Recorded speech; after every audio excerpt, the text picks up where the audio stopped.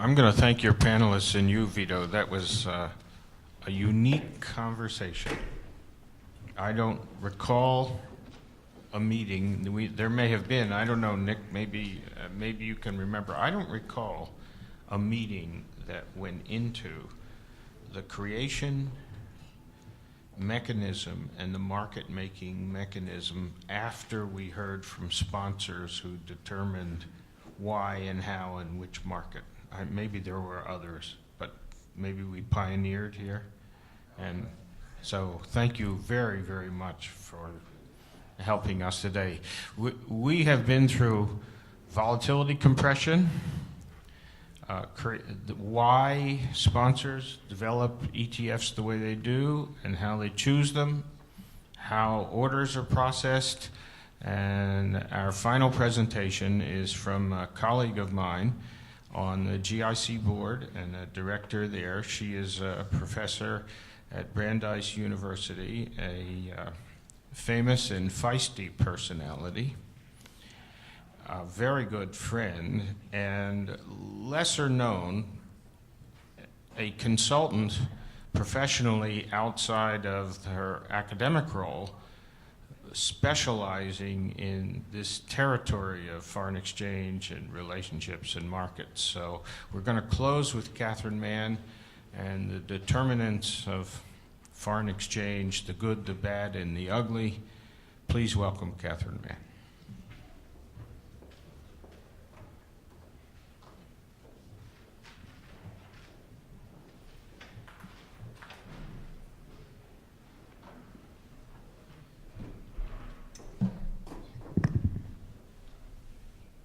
So thank you very much, David, for that kind introduction.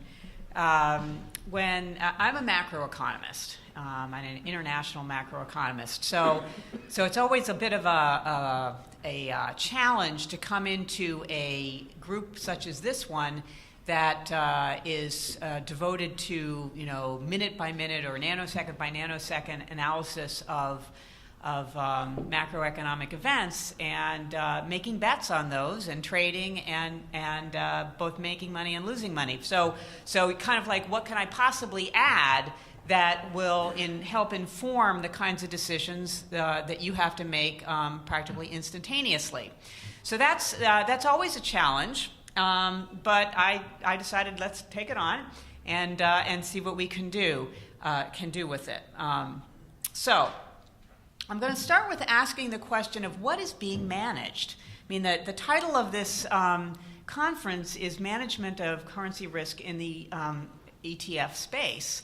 And so there's this question that I first have to start out with, well, exactly what are we trying to manage? And I divided it up into two big categories. One is the currency risk, and the other one is currency exposure. And the two of them are not the same. Currency risk has two components of its own right.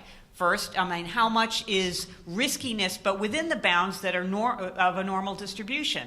How much of the risk that we observe in the portfolio is something we can parameterize versus how often is it that the currency that we might care about, or the currency of the emerging market that we might care about, or the ETF that we are trying to hedge, how much of that is actually out of bounds, meaning out at 2 standard deviations away from the mean? How rare is that, or is it pretty common? So those are two different ways of measuring currency risk, and I'll come back to them again, but I wanted to put them out. And then the second one is the one that I was asking the question about earlier, and that's currency exposure.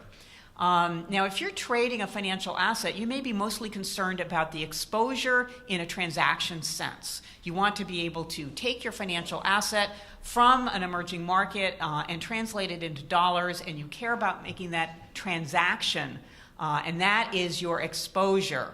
But there also, of course, is the exposure of the real firms, the real economy that underpins those assets, and that real performance exposed to currency is highly diversified depending on whether or not those assets, the firms that are in the ETF are importers, exporters, they're domestic competitors, whatever, they're part of a supply chain. And so there's a difference potentially between, actually definitely, not potentially, but definitely between the relative importance of the manager to financial transactions exposure versus real underpinnings of the assets. So I wanted to put those two things out there because I'm going to come back to them, and I think it really matters what you think your risk profiles are, and what you think your currencies are, your currency exposures are. So as a macroeconomist and talking about emerging market currencies, you got to have a little bit of history lesson. Especially if you're going to talk about being mostly concerned about the rare events, the ones that are very hard to hedge because it's too expensive to hedge them because they are so rare.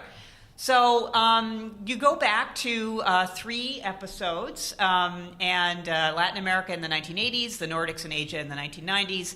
We kind of skipped the 2000s. I didn't want to put in the .com because I don't think it's in the same class. And then 2010s Europe and US. So I've divided these up into sort of what you would look at in terms of macroeconomic fundamentals to help us understand the origins of a currency crisis on the left, but then also given you some pieces of information about propagation factors that were important in each one of these 3 episodes. Now, the macro fundamentals there's nothing really new on any of those, and if you're going to do anything with emerging market countries, whether it's a currency exposure or the real underpinnings, you care about these fiscals and how much of it's bank and original sin, meaning currency mismatches. You care about structure of maturities, and that sort of thing. So that's, I don't think there's anything new or interesting over there, and none of those things are particularly what I want to emphasize. On the propagation factors, though, I think there are some commonalities between these 3 different periods of time that are potentially going to re-display themselves under a new guise in this new world where we're focusing on ETFs. And particularly, let's look at the Latin American example. It should be Originate Syndicate, not original, but Originate Syndicate that was a fundamental component of what was going on with the Latin American debt crisis. There was a lot of everybody wanted to take exposure to Latin America. Most of them didn't want to do due diligence. Big banks wanted to lever up. So the best thing to do was to originate the loans, syndicate it to other borrowers who figured I don't have to do any due diligence because Citibank's been doing it for me, or Chase. That led to 2 things. It led to a concentration of U.S. Bank exposures as each bank was lending, and then those other banks were taking on the exposures, and there were a limited number of borrowers. And so company exposure was excessive, the individual companies, and the exposures of U.S. banks, of course, was also, in the end, the aggregation of all of the exposure to Latin America. Nobody did that aggregation exercise. Now, there's something similar that happens with the Nordics and Asia, only it follows a slightly different episode. This time, it's regional currency contagion and balance sheet exposure. So rather than the exposure being just U.S. banks lending to Latin America, not aggregating up their total exposure, in this case, in the Nordics and Asia, there were the cross contagion from the balance sheets was really not fully appreciated. It also added in the investor herding aspect of this, the network externalities associated with this. In terms of U.S. and Europe, the propagation factors that I think are relevant to consider are, instead of just the internal to an economy balance sheet contagion, there's the cross-country balance sheet contagion. That's, of course, the Greek episode. What's happening? I mean, if Greece had been bailed out at the very beginning, we never would have had the situation that we did. But the other aspect that is relevant, I think, and we might want to consider it again, is sovereign bank bailouts and what role that might play. So in terms of where we are today with regard to equity markets and specifically ETFs, there are 3 lessons of currency crisis history that I think are relevant to consider. First, equity has not been at the center of any of the previous crises. That doesn't mean it's not going to be the centerpiece of a crisis to come.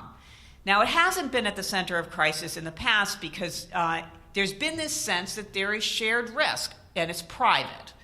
It's different from bank debt. It's different from bonds where the contract is made and you're supposed to pay on it interest and principal. Equity is shared risk. Markets go up, you get a winner. Markets go down, everybody gets to be losing a little bit, but it's not concentrated in the country of origin or the firm of origin. But this shared risk may in fact not entirely be private, to the extent that investments in emerging markets are in state-owned firms. And also this equity may not be completely contained with this shared risk, the extent to which there is equity to bank balance sheet exposure. There are some limitations through the regulatory climate on that, but we have to remember that going back to the Great Depression, not the Great Recession, but the Great Depression was fundamentally about equity on the balance sheets of banks and that contagion. Now, the second lesson we can take from our currency crisis history is that originate and syndicate, under whatever vocabulary term you want to use, lays off risk from the originator, but everybody wants to take that exposure, so they don't do their own due diligence. And when there are a few originators and they play off of each other, there's an adding up fallacy. In other words, each one of those originators says, I'm small, so I don't have to consider what happens when 100 small guys all act the same way. And then the third element of currency crisis history that I think is relevant to consider in the ETF space is whatever word you want to use, networking or herding or government bailouts, they tend to worsen the crisis because they create or exacerbate any asset balance sheet contagion. And of course, they tend to propagate a self-fulfilling prophecy. So what are the relevance of these history lessons for the emerging market ETFs? I think the most important thing is that there are relatively few listed firms in the emerging markets in which the ETFs can actually take a stake. It's not like the S&P. It is not like markets in Europe. There just are not a lot of listed firms.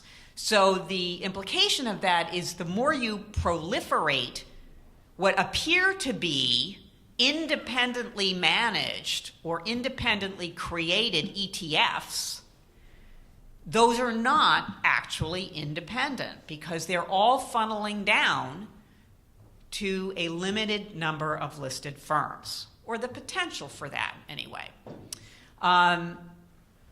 What does this imply in terms of the countries or the companies?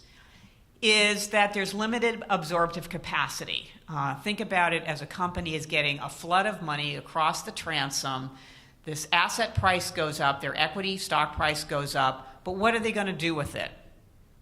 Absorptive capacity. It means that the asset price goes up, but the underlying real performance that presumably was some reason for why you invested in that company to begin with tends to be eroded away. And as I say, this blindsided by aggregation is a problem that I think is potentially large, especially the more frontier the market you go to. Because there is this aggregation, potential aggregation issue, there is the potential for valuation feedbacks between flows, the stock market indexes or the underlying asset prices for the individual stocks, and currency movements of the country. And usually, again, the supposition is I'm small, so I'm not going to be, as an investor, I'm small, and so I'm not going to be able to affect the currency. I'm not going to affect the stock price because I'm small. But if there's a lot of the small guys all trying to get into a single or relatively few stocks that look good, then you're not small anymore, and the behavior tends to exacerbate valuations and potentially have implications for currencies as well. And then the last point, which I'm not going to talk about anymore, is this, a lot of equity is going into state-owned enterprises of some vocabulary word. Maybe you're not going to call them that, but they're basically a government-owned or a large government-owned entity. And a good question is whether or not, if there's a problem, if this asset valuation collapses, whether the state will bail them out or not, bail you out or not. So to answer some of those, or to, these are all hypotheses. These are all hypotheses that can be tested using ETF data. And in fact, that was my original plan here, was to go down to the individual stock level for within each ETF for a set of countries. But that was way too daunting a task. So you're going to get sort of a semi-aggregated analysis for a set of economies. But I think it is indicative that we ought to be thinking about these lessons of currency crisis history when making the assumption that we're small as investors, because I don't think we're small. Okay, so here's a big picture that's taken from a recent IMF paper that kind of breaks down emerging market capital flows into sort of the components that we pay attention to. I've put a box around the dark blue. That's the portfolio equity, of which ETFs is one component. Equity ETFs, I'm not going to look at bond ETFs at all. I'm just looking at equity ETFs. So you see the volatility in the latter half of the 1980s. It's not the only time there's been volatility. But you build it up and then it flows out, and then it's kind of come back a little bit. It's still not as large as sort of the bond, the bank and other, and the portfolio debt. Those are the contractual. Those are the ones who've been the standard ground zero for currency crises in the past. Is a bond or bank related type of instrument, as opposed to the quote shared risk instrument, which is portfolio equity.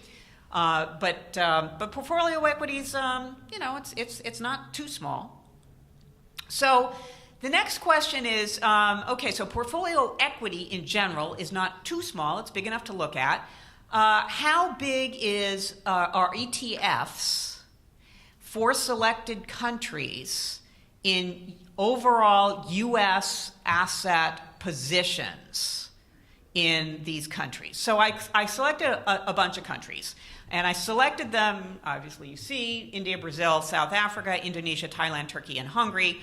I selected these first because I thought they were kind of interesting, and then I selected a few more because of the size or the ranking of the country in global market capitalization.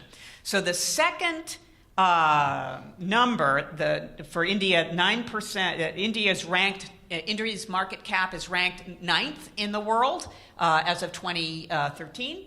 Brazil is ranked 10th, and Hungary over there on the right is ranked 59th in terms of market cap. So these are pretty big in terms of market cap in global markets relative to, and then some really tiny. The first of the numbers there, so India number 6. That means that the U.S. owns, in terms of asset ownership in equity assets, the U.S. owns 6% of India's market cap in 2013. These come from the annual portfolio survey from U.S. Treasury. So the U.S. owns 8% of Brazil. It owns 11% of South Africa, 8% of Indonesia, 9% of Thailand, 10% of Turkey, and 12% of Hungary. So my thought was, if it's a small market like Hungary, and we tend to kind of own a lot of it, what looks like, how exposed are our ETFs to these markets? So the bars give you the exposure of ETFs in the overall asset holdings, equity asset holdings in each one of these markets. So how did I get this ETF share of U.S. equity asset holdings? I went to Bloomberg and downloaded all of the ETFs for the country And then I went and took the component, like out of Vanguard, iShares, WisdomTree, and there's one other one I can't remember, the top 4 of the ones that are emerging markets, in which case they have a basket, and a share of that basket is in this country, and added that all up. And I would say that these numbers are lower bounds on the ETF share of the equity holdings in these markets.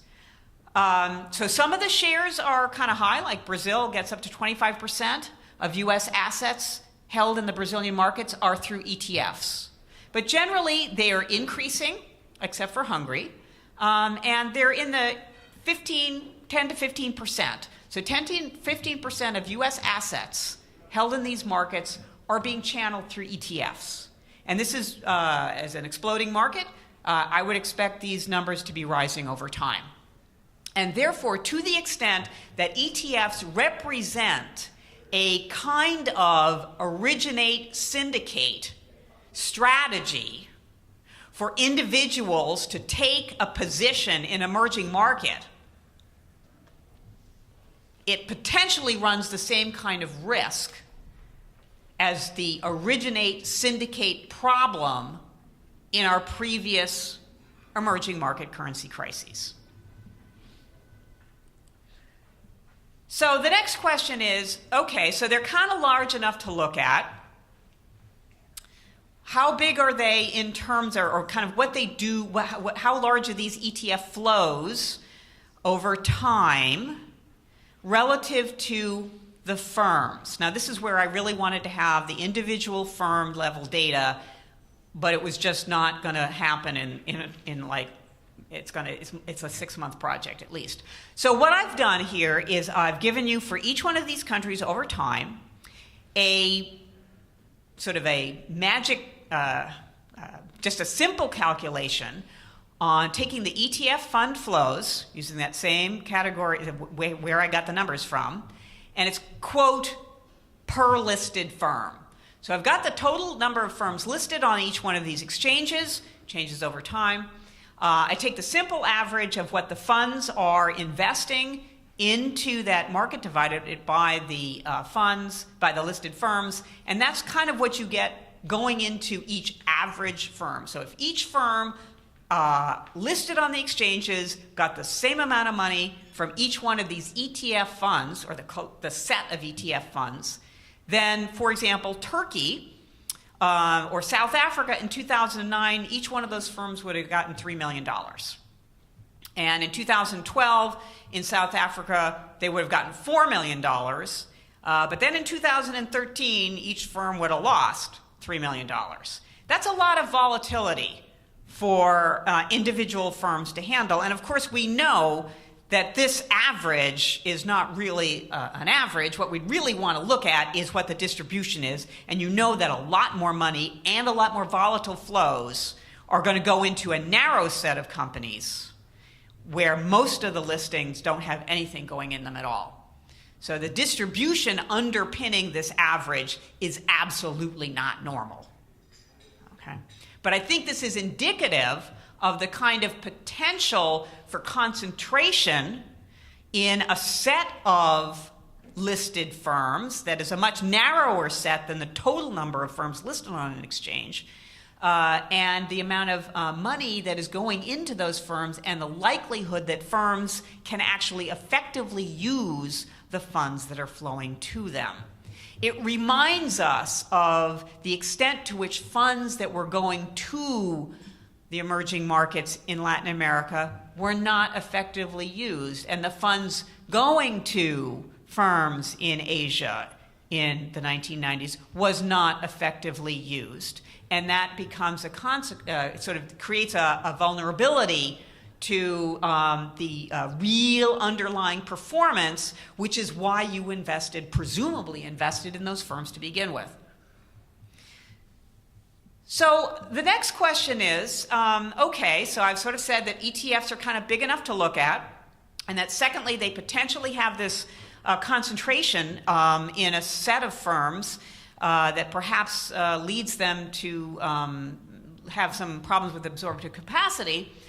The next question is are there feedback loops that come from either networking or herding that might be cause for concern when thinking about are we, as investors through ETFs, small or collectively, or perhaps even individually, not small. And so there are three correlations that I'm going to show you here. One is between, and it's for each one of these countries, the correlations are monthly correlations using data from January 08 to April of 2014. And so the three correlations are the relationship between fund flows, which you already saw, fund flows and the major stock market index for the country. And again, what I'd really like to show you is fund flows to individual stock market valuation, individual firm valuations, but again, that's going to be 6 months. And what you see here is for many, but not all, of these countries, fund inflows is associated with an increase in the stock market index. It's not a strong correlation, 20% for South Africa, 28% for Indonesia, 29% for Turkey, not so much for Hungary. So, but there are some negative ones here too. So some funds were going into stock markets as they were on the downturn. So this is more of a mixed picture than I think that we were hearing from earlier today about what it looks like for the developed economies. The next potential feedback loop is the relationship between fund flows and currency. To the extent that you have to create an exposure, in other words, you have to, we heard it in the panel earlier, if I want to go buy a stock, I have to go buy the currency in order to buy the stock, then I ought to be looking at fund flows associated with a change in the exchange rate. And for all of the countries except for Brazil, an increase in the fund flow is associated with an appreciation of the exchange rate. So the last potential feedback loop is the relationship between the stock market and the currency risk, because in some sense this is what you're supposed to be getting rid of through the hedged funds, and none of these are hedged. The big guys, as you heard this morning, are just in the process now of coming up with, potentially coming up with hedged emerging market indexes. So what we're looking at here is what's the correlation between the exchange rate and the stock market index, and for almost all of them, an appreciation is associated with a deterioration in the stock market index. Again, that's different from what was described this morning, earlier. So those are all potential ways in which, these three feedback loops are all potential ways in which being big tends to exacerbate exchange rate movements, stock market movements, and potentially lead to the feedback loops that are positive correlations instead of negative. So I get back to this question of which currency risk to manage. If I'm arguing that these feedback loops are positive, then there's momentum that tends to move either the fund flows tend to move either the stock market in one direction until it collapses, or the exchange rate, the appreciation, tends to move in one direction until it collapses. So it gets back to which currency risks do you manage? Do you manage to sort of an average, or do you try to manage to a the small changes in the exchange rate? So I've come up with three different ways of thinking about currency risk, and these are all the same countries again. And the bars represent for the time period in question, to January to April, 08 to April 14, the percentage of time that the change in the exchange rate month to month lies within the normal distribution, either one standard deviation, which is in the green, or two standard deviations, which is in the blue. Anything that's below the red, that little kind of magic place in between them, which is, for example, very large for India, and pretty large for Hungary, but not zero for anybody, Those are episodes where the month-to-month change in the currency is outside of 2 standard deviations away from the mean. The mean is in the dot, and it's on the right-hand axis. So all of these currencies were depreciating in nominal terms over this time period, except for Thailand. And India was depreciating a lot. So India is an interesting example because they are one of the more vociferous of the central bank governors, in particular, complaining about excess volatility being contributed to their market coming from foreigners, foreign investment. And theirs is one of the larger gaps between the 100 and the 2 standard deviations away from the mean. So in some sense, they have more episodes of the outside the normal distribution than either of the most of the other countries in question. So going back to what I presented earlier, which was which currency exposure to manage, as opposed to this is your currency risk to manage. Do you want to manage the green? Why bother? It's within 1 standard deviation. Maybe you want to manage the 2 standard deviations, which is in the blue bar, but probably what you really care about worrying about is the part that's more than 2 standard deviations away from the mean. So which currency risk to manage. But then which currency exposure to manage? So I've made a little table here with just the signs on it, which is, if the home currency is appreciating your financial translation, you're a gain. It's very clear. It's positive.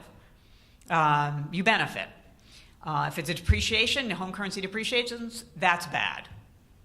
And if that's all you're managing, if that's all your exposure you care about, then it's very clear what your strategy should be. But if what you're doing by investing in the emerging market is trying to take a stake in real sector performance, then what assets are in your basket is really important to what's the implication of a currency move. An appreciation is bad for exporters, it's good for importers, it's bad for import competing. If you're a financial sector company, obviously it could go either way depending on what the mismatch on the balance sheet looks like. But the point of looking at the financial translation transactions versus the real sector performance is that if what you care about is managing exposure to real sector performance, it's a much more complex problem than what you're trying to hedge against is exposure to financial translation. So in terms of summary observation, in terms of ETF size, asset holdings, and market cap, they are on the map for U.S. asset allocations. I think to the extent that they account for 10% of asset allocation, U.S. investor asset allocations, this is a big market. And it's only going to get bigger. I think we've already heard about that. It's still small, though, if we look at the market cap of the countries in questions that I showed you. It's rising, though. In some markets, it's over 2% of their total market cap. In terms of fund flows and feedback loops, these feedback loops can be large, and they are, as I say, rarely stabilizing. They tend to be accentuating feedback loops, not stabilizing feedback loops. So what are the lessons of history with implications for asset management? If there's limited listings and augmented asset and currency cycles, then the ETFs are all chasing the same firms. And that leads to a macro aggregation problem. And it also tends to exacerbate a disconnect between asset market and real performance. And this is something that tends to undermine emerging markets' desire to participate actively in international financial markets because they see this disconnect, and the policy response to that is capital controls. And now that that has the blessing of the IMF, I would expect to see more of it. The lessons for managing currency risk, I've already said it's, do you manage the real performance, the real sectoral performance, or financial transactional performance?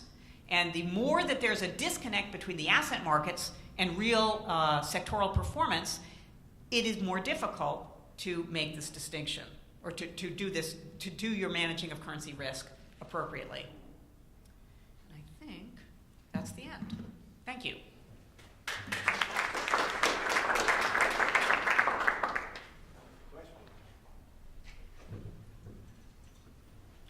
Nobody's going to disagree with me?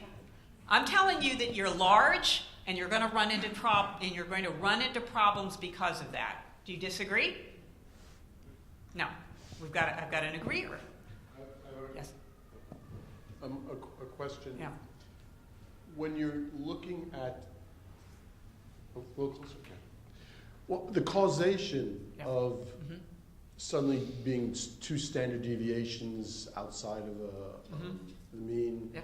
and isn't it a different factor, basically, that we're not even discussing here, such as maybe the outside debt that a lot of these countries have? So we're looking for the causation, not necessarily how to manage this specific risk, because there's going to be something else that's going to cause the two standard deviation that's not even mapped up there.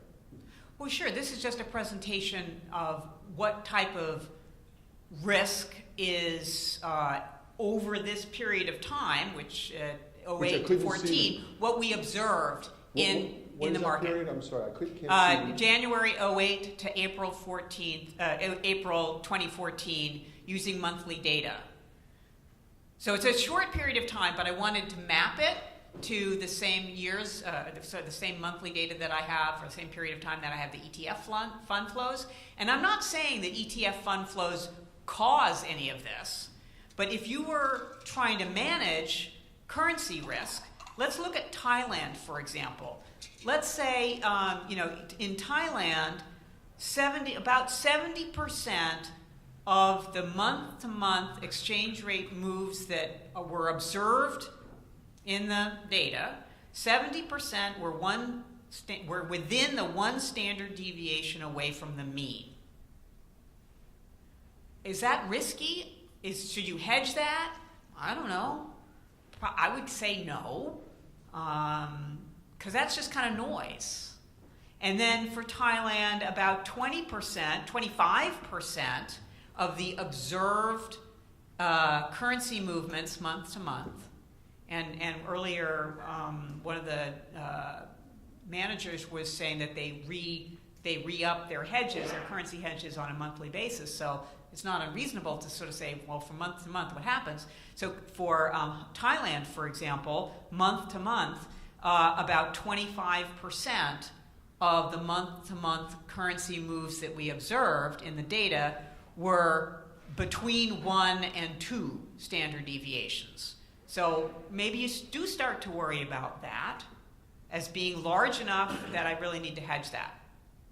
Just one other question then, because of the data, everything seems normal until suddenly that event occurs. Right. Right? So India, we had that event, and that's kind of like why it's up there. And maybe you could say Thailand did, but...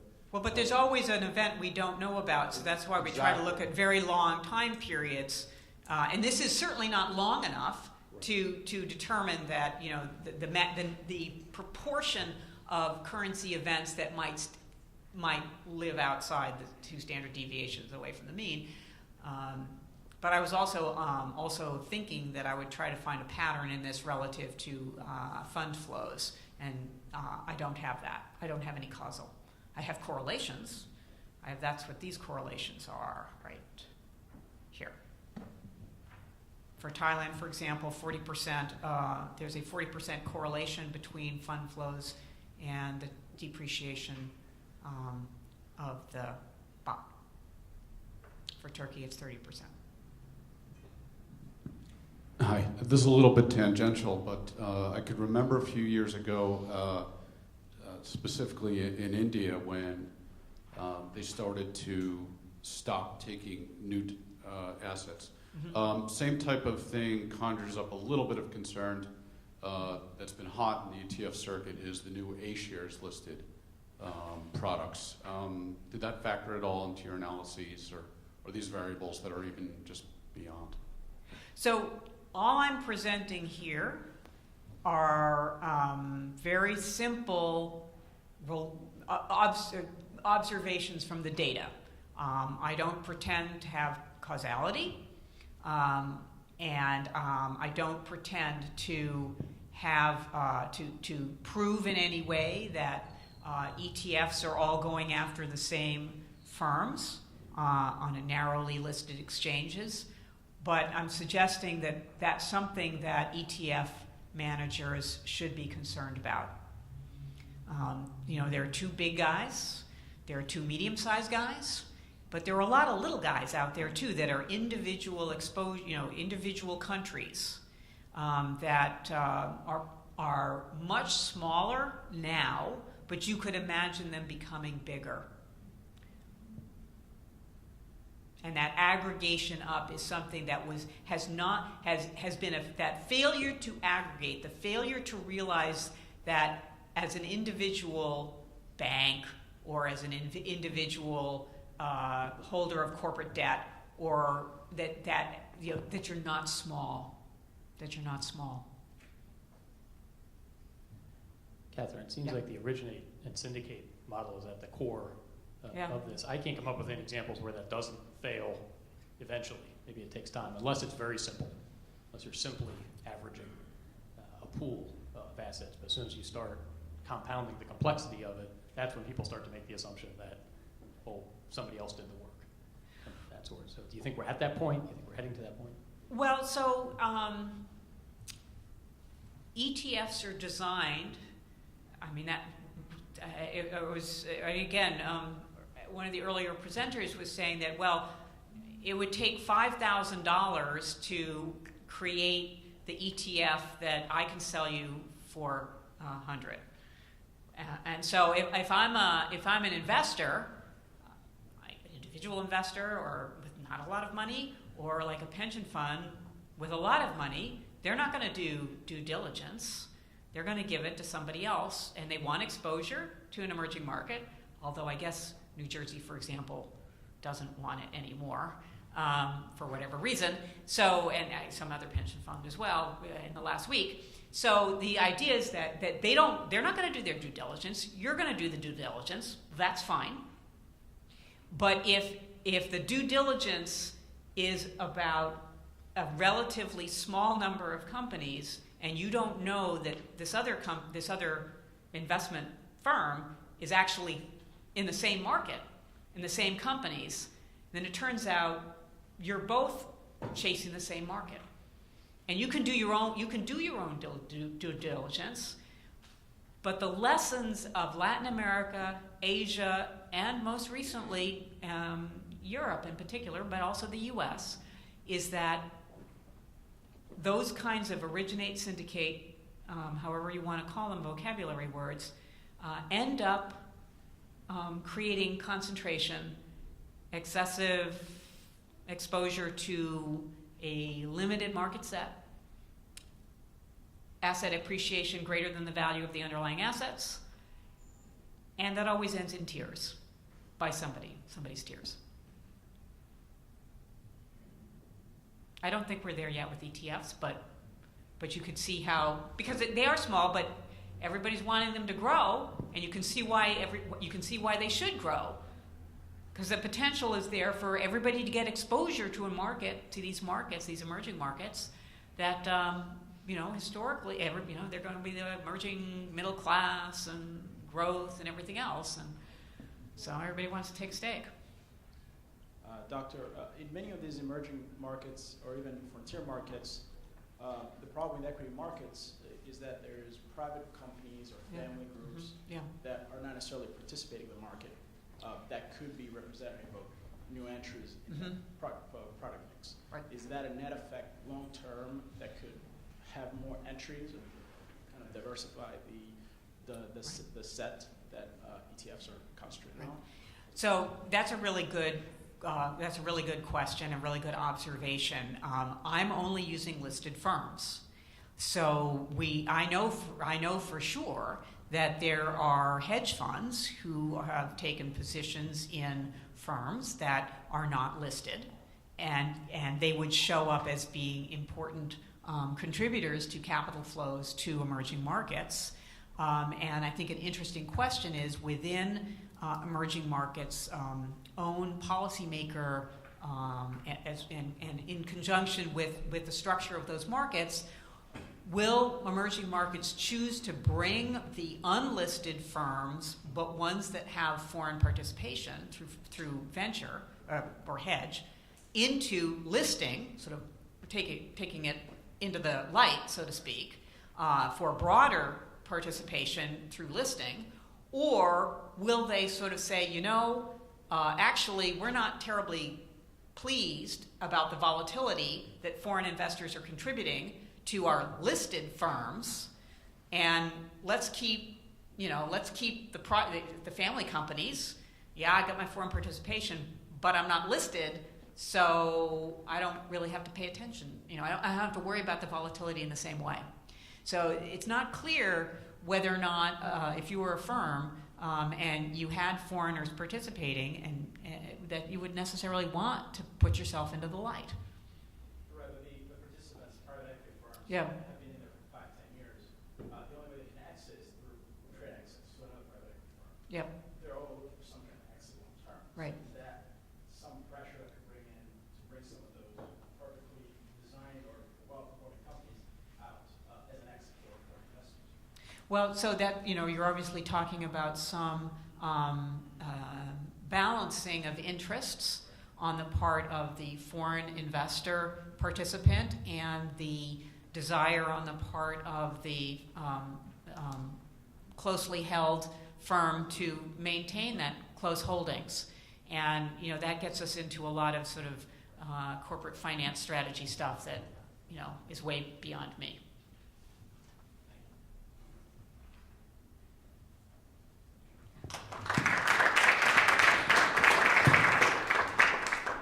Thank you, Catherine. That concludes our sessions on ETFs and currency. We hope you enjoyed it. We hope you give us a little questionnaire back. The next thing on the calendar for the Global Interdependence Center is July 11th, Jill, in Jackson Hole. Let me also introduce Amanda in the back, Jill Fornito, and Ben Craig. Any questions on the Global Interdependence Center, they're happy to answer them. Thank you for coming.